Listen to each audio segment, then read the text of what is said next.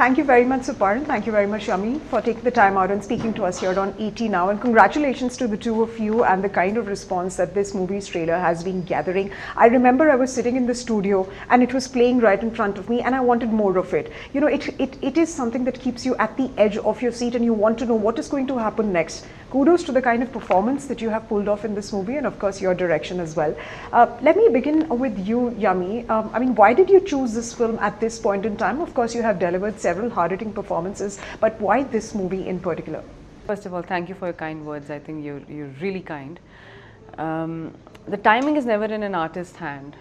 I can only choose from what I'm offered and at what point of time. That's beyond my liking or my control, right?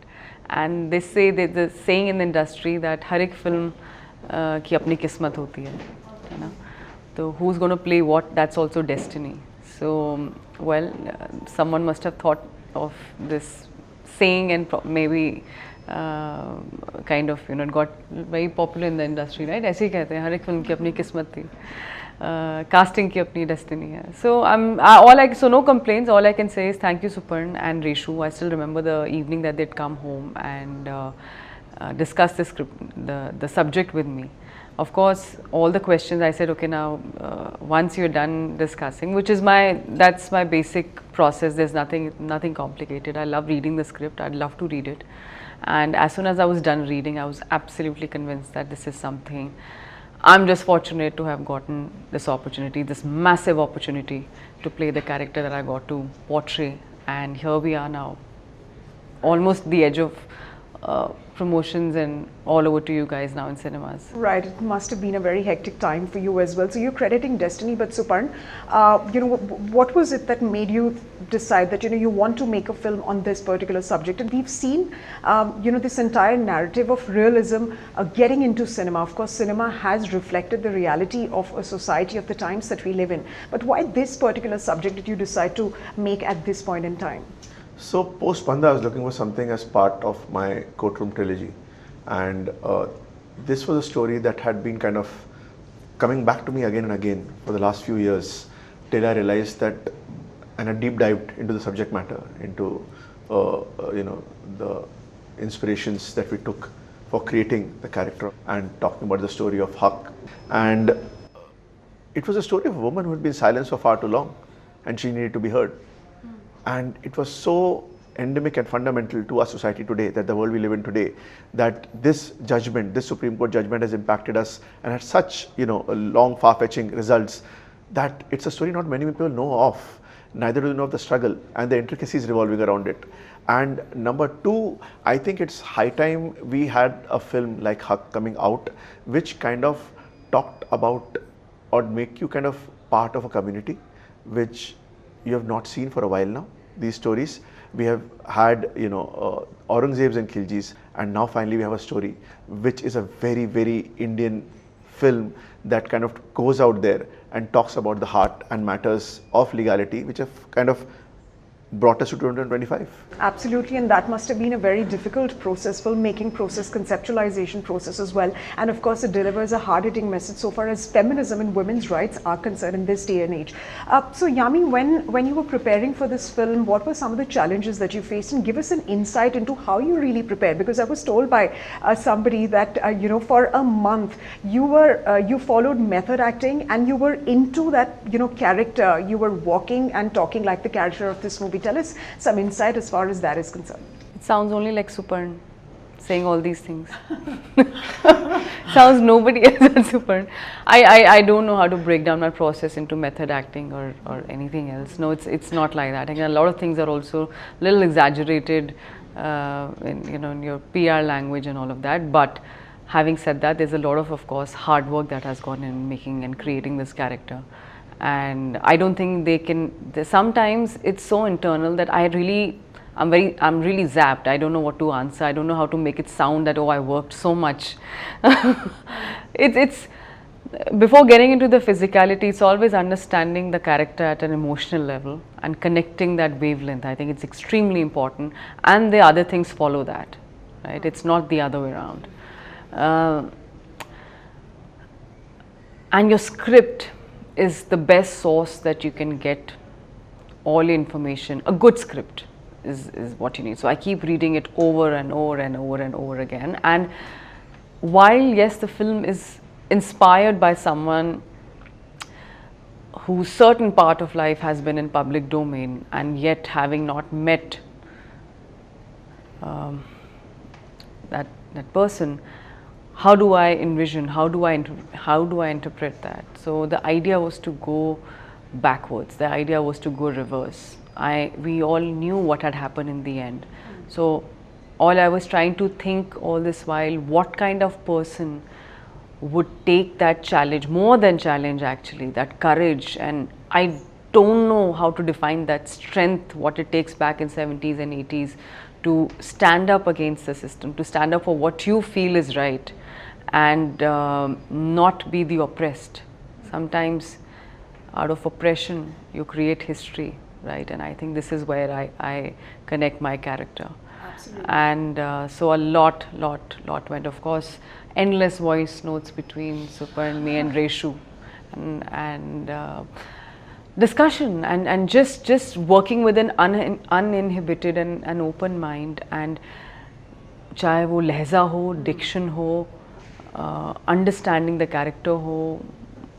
Of course, there's a monologue in the film which is not about just saying the lines or getting it right in terms of, okay, I've spoken the right things, but obviously it's about how you have spoken and what do you encapsulate in that moment, because that is the core of the film. So yeah, I don't think 15 minutes would be enough to talk express about that whole creative process. Yeah. But just to add to yeah, what right. Yami said, I mean, one of the things that you need to follow with Yami's character that she created, the whole trajectory of her entire character through the film is through her eyes, and the way they kind of change, it's quite magical. Absolutely. Was it weirdly empowering for you to sort of, perform in a courtroom drama, and especially the kind of monologues that you have delivered? Empowering, I don't know, that's the byproduct. I think at that time the feeling was, I don't think I'm just that one character at this moment. I'm also, this film is going to be watched in 2026 and by women, by men of different class, caste, religion, age groups all across the country, tier 1, 2, 3. And I thought I sort of represent someone with whom each one of us would resonate or would find themselves in that character at some point or the other. So I was very cognizant of that fact while performing that scene. You're looking to get her on board, for this film. I want to get in your thoughts on that as well.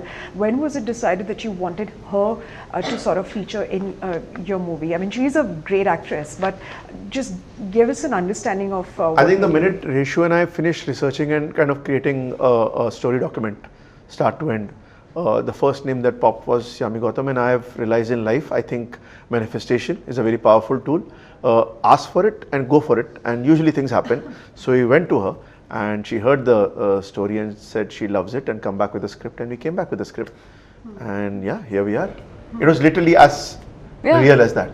Yeah, there's nothing dramatic with my meetings or anything ever. I don't know how is it with others, but it's very clinical, it's very straightforward, and that's the way I like to work, with respect, respecting everyone, the process. When I come on board, I dive in like a full team player. Come what may, we have to make the film. There are 1,000 challenges that a filmmaker has to go through, especially these are not those big budget films or anything, right? We know where our restraint, and that's fine, that's okay. So we know the challenges that come with a film like this, or any film, of that matter. So yeah, you be cognizant of the fact, and the intent has to be, the film has to be made, and it has to be made right, come what may, and we are there for each other. Right. So it's as simple as that. Right, so we're all waiting for 7th November when the film will be in cinemas. Just a quick couple of questions before we wrap up this interview of Suparn and Yami. In terms of when you talk about the industry, congratulations, you've just become a mother as well. How much is that deciding in terms of how you choose films? And of course, there was this whole controversy and debate about the fact that, an 8-hour, shoot schedule, or there has to be some work-life balance. How are you looking at those concerns or issues? I'm dying to answer that one, but let us. Yes, we'll come to that. First of all, once a mother, always a mother, and every mother, be it whether you're working or you are a homemaker, is special and does the best that she can for her child, right? Nobody's more important for a mother than her child, than her baby. And this is a very different and a very new phase, just like so many mothers out there. As far as my job is concerned, the way I choose my scripts, my personal life has nothing to do with my professional life. If this conversation about this 8-hour thing, I don't know the details, because what does this 8-hour mean? Does it mean only working? Because the kind of job that we have when we arrive on location, arriving on location is different from arriving on set. You arrive at your location, you get ready, that takes a certain amount of time, then you go on the set, and that's where your working hours begin, right? As much as we would like a time cap like any other field, but ours is a little different. Today we are shooting here, we are here comfortably sitting in a studio. Tomorrow we could be shooting under scorching sun, or जैसे इस साल हुआ है, suddenly बारिश हो गई है, बारिशें रुक नहीं रही हैं, तो अब क्या करें? Locations, permissions, permutations, combinations, other actors, technicians, so many things, right? And I'm sure a director and a producer would have much more to add to that. So this whole concept of this time cap is, for me, it's very subjective to an actor and a producer director collaboration and their mutual understanding, right? If God forbid there's a medical emergency or something, my child's not well, I'm sure they would do whatever it takes for me to be home.